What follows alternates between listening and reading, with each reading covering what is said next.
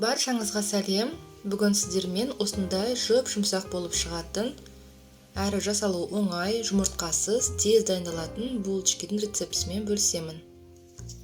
Ол үшін бізге керегі жылы сүт, жылы су, қант, тұз, ванилин, дрожжи және 6 қасық сұйық май.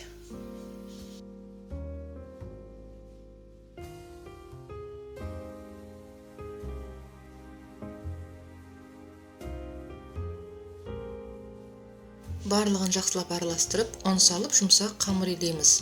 Видеоның астына описанияға қайсы қанша қосылатынын жазып қоямын. Ұн менде 3 кесе кетті, шамамен ол 600-700 грамм болады.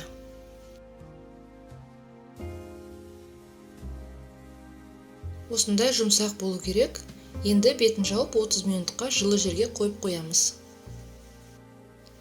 Менде 30 минут өтті, міне тесто көтерілді, енді оны өзіңізге ыңғайлы етіп бөліктерге бөлеміз.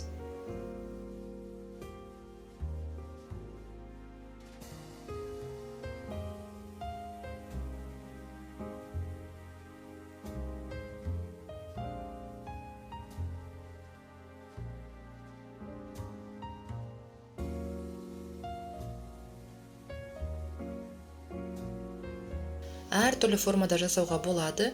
Маған осы формада жасаған ұнайды, ыңғайлы әрі тез.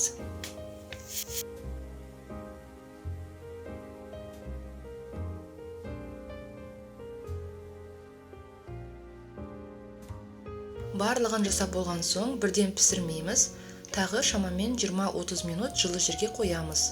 Осылай көтерілгеннен кейін барып, алдын ала қызып тұрған пеште пісіреміз. Міне булочкамыз дайын, дәмі өте керемет, жасап көріңіздер, сіздерге ұнайтынына сенімдімін.